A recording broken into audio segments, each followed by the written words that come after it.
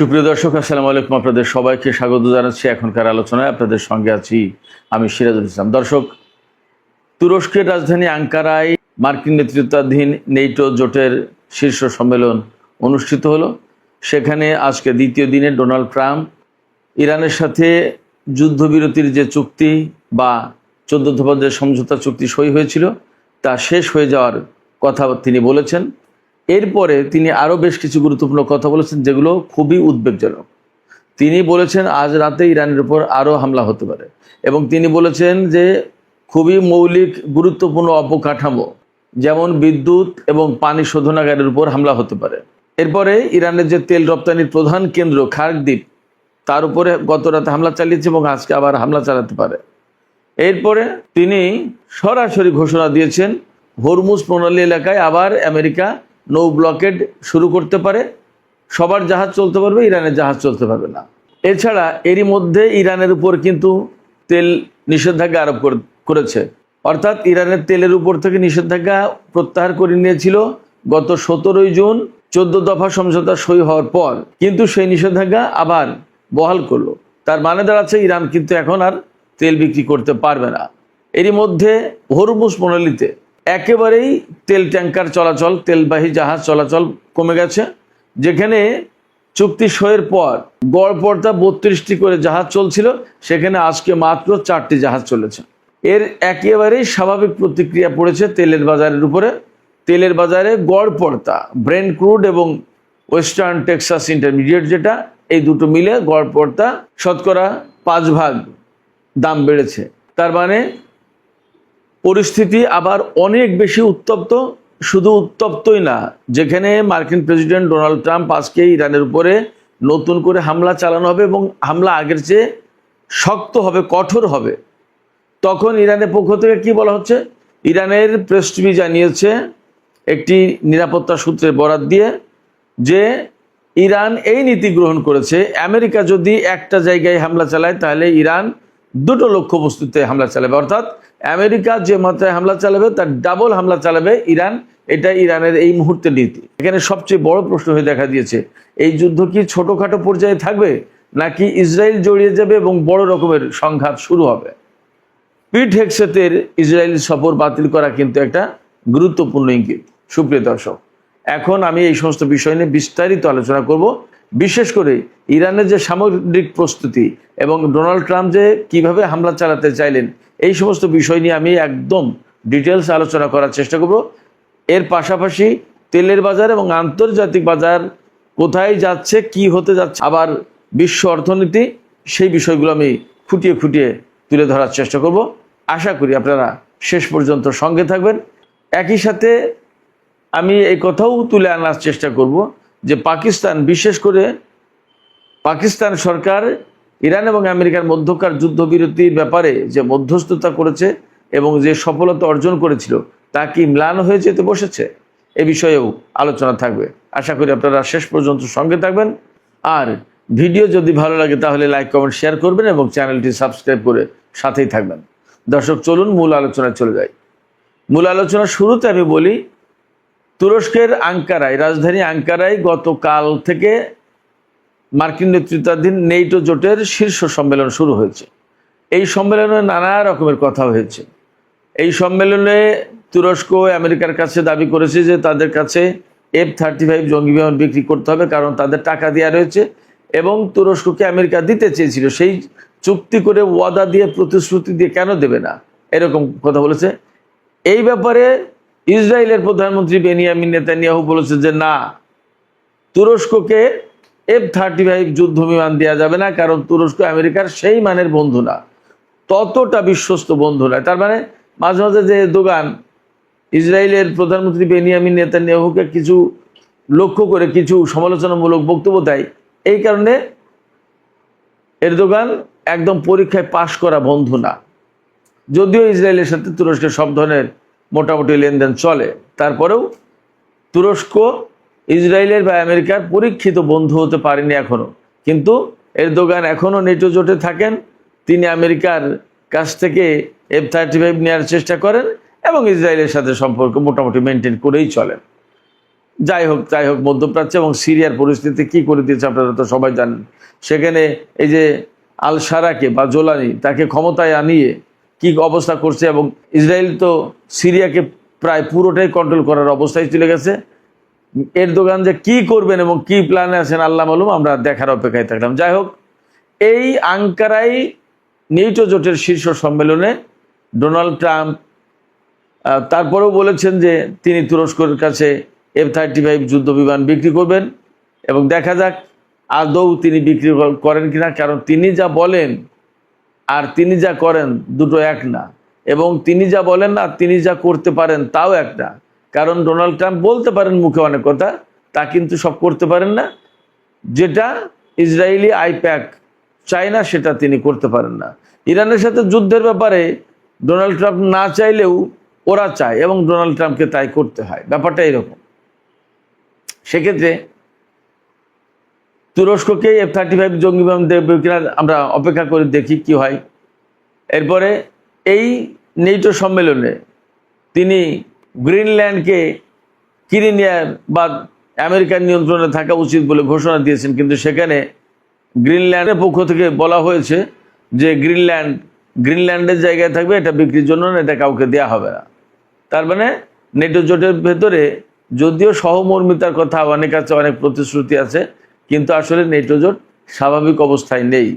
NATO জোটের নেতাদের তিনি ব্যাপক সমালোচনা করেছেন, এবং ইরানের বিরুদ্ধে যুদ্ধের সময় আমেরিকাকে নেটো জোট কেন সহযোগিতা করেনি সেই ক্ষোভ তিনি ঝেড়েছেন এখানে।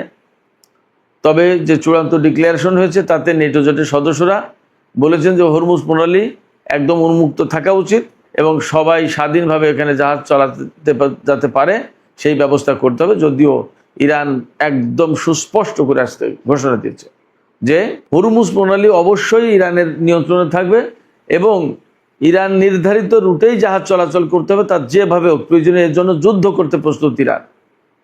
একদম ইরানের পরিষ্কার ঘোষণা। এটা গেল এক।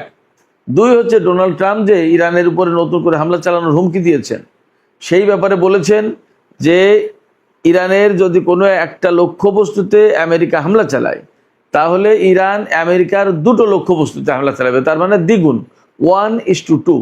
আমেরিকা একটা হামলা চালালে ইরান দুটো চালাবে।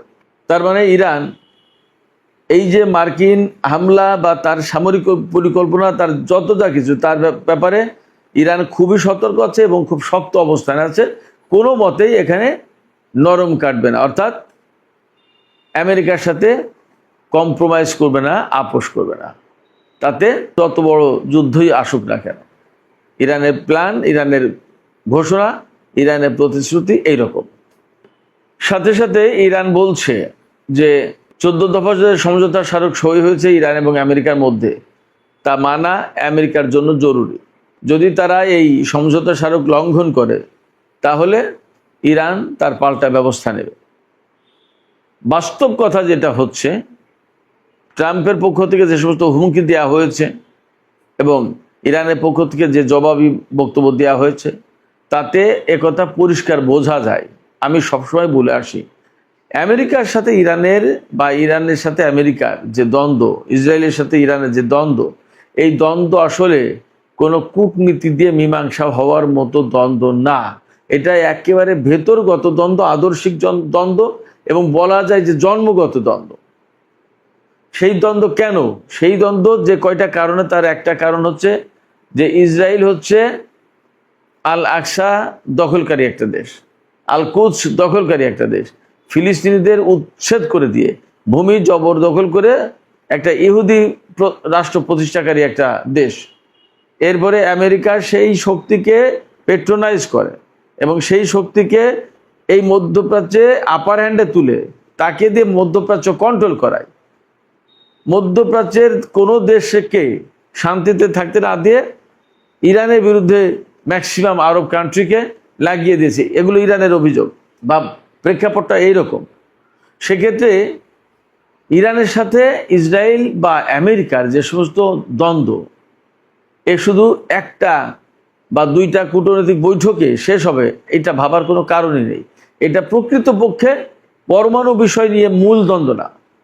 তেল, গ্যাস, খনিজ সম্পদ এই সমস্ত নিয়ে মূল দ্বন্দ্ব না, সবচেয়ে বড় যে দ্বন্দ্ব, আসল যে জায়গা, সেটা হচ্ছে আদর্শিক। অর্থাৎ ইরানে ইসলামী বিপ্লবী সরকার থাকবে কিনা, ইরানে ইসলামী বিপ্লব টিকে রাখা হবে কিনা, এইগুলো হলো আমেরিকা এবং ইসরায়েলের মূল প্রশ্ন। আর ইরানের প্রশ্ন হচ্ছে এগুলো তো থাকবেই, এইগুলো নস্যাৎ যারা করতে আসবে তাদের এগেনস্টে ইরানের চূড়ান্ত লড়াই হবে, যুদ্ধ হবে। তারা সেইভাবেই সামরিক দিক দিয়ে প্রস্তুতি নিয়েছে। আজ বছরের পর বছর, যুগের পর যুগ কত দেশের সাথে দ্বন্দ্ব সংঘাত হয়, আবার কিন্তু মীমাংসা হয়ে যায়, মিলে যায়। কিন্তু ইরানের সাথে এই মীমাংসা বা মিলে যাওয়ার কিন্তু প্রশ্ন এই পর্যন্ত আসেনি, বরং দিন দিন দিন দিন সেগুলো শক্ত হতে হতে হতে এখন চূড়ান্ত বিস্ফোরণ ঘটেছে। এবং আমি সেই কারণে বলি যে আমেরিকার সাথে ইরানের যে চুক্তি সমঝোতা হয়েছে, এগুলো দিয়ে আমরা আশা করি যে দুনিয়ায় শান্তি আসুক, শান্তি চুক্তি হোক, স্থিতিশীলতা ফিরে আসুক, মানুষ নিরিবিলি বসবাস করুক, আন্তর্জাতিক বাজার স্থিতিশীল হোক, সব কিছু ঠিকঠাক হোক।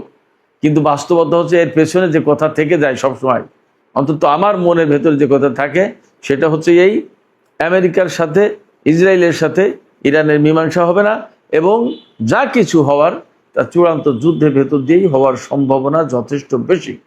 ফলে এই যে মাঝখানে যে যুদ্ধবিরতি সমঝোতা স্মারক, আবার 60 দিনের ভেতরে নতুন পূর্ণাঙ্গ চুক্তি, ইরানের উপর থেকে এটা সেটা বহু কিছু করবে, আসলে বাস্তবতা হচ্ছে এগুলো বলে কিন্তু করবে না। করলে ইরান শক্তিশালী হবে। সমঝোতা স্মারকের যতগুলো দফা আছে তার প্রত্যেকটা দফা বাস্তবায়ন করলে ইরান লাভবান হবে, ইরান শক্তিশালী হবে। এটা কোনো মতেই ইসরায়েল হতে দেবে না, ইসরায়েল চায় না। সেক্ষেত্রে ডোনাল্ড ট্রাম্প এখন যে ঘোষণা দিচ্ছেন যে ইরানের উপরে আরও কঠোর হামলা হতে পারে, আজ রাতেই হামলা হবে, ইরানের যে ডিস্যালিনেশন যে প্রজেক্ট সেগুলোর উপর হামলা হবে, অর্থাৎ লবণাক্ত পানি প্রক্রিয়া করে পানযোগ্য করে তোলার যে প্রকল্প তার উপর হামলা করবে। দেখেন, একেবারেই মানবিক ব্যাপার। এইটা কি সামরিক লক্ষ্যবস্তু হওয়া উচিত? তার পানি লবণাক্ত মুক্তকরণের যে প্রজেক্ট, এটা কি সামরিক লক্ষ্যবস্তু হওয়া উচিত? আমেরিকা তার উপর হামলা চালাবে। তার মানে কি ইরানের বেসামরিক অবকাঠামো ধ্বংস করে দিয়ে যে দেশের জনগণের উপরে একটা শাস্তিমূলক ব্যবস্থা নিতে চায়। তো যার কারণে ইরানকে অবশ্যই এখানে পাল্টা ব্যবস্থা নিতে হবে। ইরানের উপরে যুদ্ধ চাপিয়ে দেয়া তার মানে ইরানকে মার দেয়া। আমাকে আপনাকে যদি কেউ মারতে আসে তাহলে সেটা অপমান না? এই অপমান কি ইরান চুপচাপ বসে বসে দেখবে, সহ্য করবে? তা মোটেই না। ফলে অনেক বড় যুদ্ধ আবার শুরু হওয়ার আশঙ্কা তৈরি হলো, এবং এই আশঙ্কাকে সামনে রেখে, মাথায় রেখে ইরান তার প্রস্তুতিটা সেইভাবেই নিচ্ছে। যদিও ইরানের সর্বোচ্চ নেতার জানাজা দাফনের অনুষ্ঠান চলছে, কিন্তু তার যুদ্ধ প্রস্তুতিও কিন্তু থেমে নেই। ইরানের জাতীয় সংসদের স্পিকার বাকের কলিবাফ গতকাল কিন্তু পরিষ্কার করে বলেছেন, ইরানের বিরুদ্ধে যারা এই ধরনের যুদ্ধ চাপিয়ে দেওয়ার চেষ্টা করবে, বা ইরানের সর্বোচ্চ নেতাকে যারা হত্যা করেছে, বা ইরানের জনগণকে যারা হত্যা করেছে, তাদের কাউকেই বিচারের আওতায় আনতে কুণ্ঠাবোধ করবে না। ইরান চেষ্টা করবে তাদেরকে শাস্তির আওতায় আনা হবে। আর ইরানের সামরিক কমান্ডাররা তো বলছেই যে বিন্দু মাত্র ভুল হিসাব নিকাশ করলে আমেরিকাকে তার জবাব পেতে হবে ইরান থেকে। তার মানে নতুন করে আমি একদম পরিষ্কার হচ্ছি, বা আমার দৃঢ় বিশ্বাস হচ্ছে যে আবার আমেরিকা এবং ইরানের সাথে যুদ্ধ শুরু হয়ে যেতে পারে। এবং এই যুদ্ধ শুরু হলে হরমুজ প্রণালী বন্ধ হবে। হরমুজ প্রণালী বন্ধ হলে আবার তেলের বাজার অস্থিতিশীল হবে, গ্যাসের দাম বেড়ে যাবে, আন্তর্জাতিক অর্থনীতি ঝুঁকির মুখে পড়বে, অস্থিতিশীল হবে, স্টক মার্কেটে ধস নামবে। এরপরে আমাদের মতো তৃতীয় বিশ্বের যে সমস্ত দেশ আছে তারা সবচেয়ে বড় বেশি ক্রাইসিসের মধ্যে পড়ে যাবে। আমাদের যে সমস্ত জনশক্তি রয়েছে, বিশেষ করে মধ্যপ্রাচ্যের বিভিন্ন দেশে, তারা ঝুঁকির মুখে পড়বে, তারা কষ্টের মধ্যে পড়বে, এবং তাদের চাকরি, তাদের কর্মসংস্থান নষ্ট হওয়ার সম্ভাবনা বা আশঙ্কা থেকে যাচ্ছে। এছাড়া পাকিস্তান, কাতার বা আরও যে সমস্ত দেশ এই যুদ্ধবিরতির ব্যাপারে মধ্যস্থতা করেছিল, তাদের জন্য এখন মানসম্মানের ব্যাপার হয়ে গেল।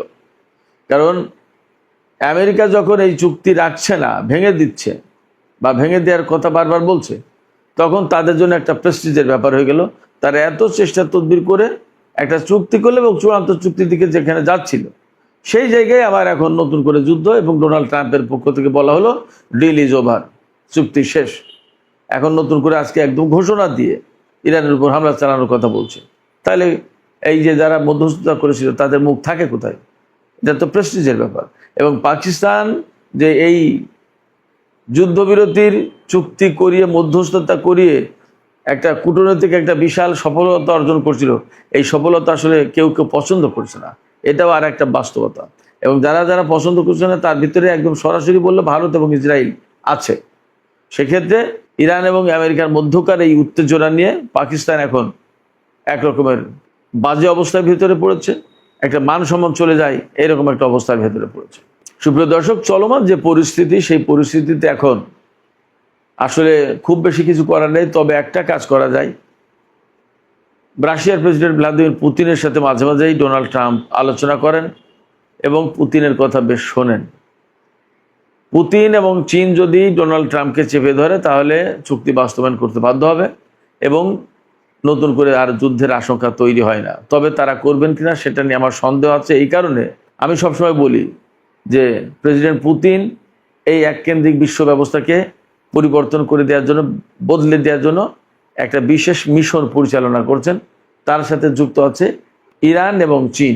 সেক্ষেত্রে ডোনাল্ড ট্রাম্প যত ভুল করবে, যত যুদ্ধ করবে, যত মিসক্যালকুলেশন করবে, যত ইরানের সাথে দ্বন্দ্বে যাবে, ততই এই এককেন্দ্রিক বিশ্ব ব্যবস্থা পরিবর্তনের প্রক্রিয়া গতিশীল হবে। সেক্ষেত্রে প্রেসিডেন্ট পুতিন আসলে ডোনাল্ড ট্রাম্পকে থামাতে চাইবেন কিনা সেটা একটা ব্যাপার। যদি ডোনাল্ড ট্রাম্পকে থামাতে চাইতেন তাহলে ডোনাল্ড ট্রাম্প ক্ষমতা আসার পর ইউক্রেনের যুদ্ধও কিন্তু বন্ধ হয়ে যেত, কিন্তু তা হয়নি। সেক্ষেত্রে বিশ্বে একটা বড় পরিবর্তন আনতে হলে আমেরিকার সামরিক শক্তি দুর্বল করতে হবে। আমেরিকার সামরিক শক্তি দুর্বল করতে হলে যুদ্ধ প্রয়োজন। হয়তো সেই দিকেই থাকছে বা সেই দিকেই হাঁটছে সব। সুপ্রিয় দর্শক, এখনকার আলোচনা এখানে শেষ করতে চাই।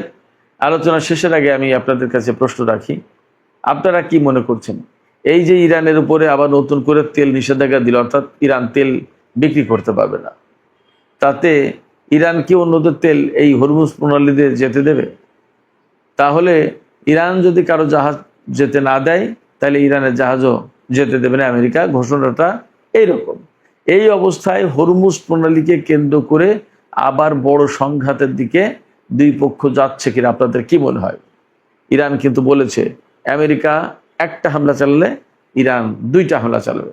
সেক্ষেত্রে আপনাদের পর্যবেক্ষণ, বিশ্লেষণ বা মতামত কমেন্টে জানাতে পারেন। আর ভিডিও ভালো লাগলে লাইক, কমেন্ট, শেয়ার করবেন এবং চ্যানেলটি সাবস্ক্রাইব করে প্লিজ সাথেই থাকবেন। দর্শক, এখনকার আলোচনা এখানে শেষ করছি। আপনারা সবাই অনেক অনেক ভালো থাকুন। আল্লাহ হাফেজ।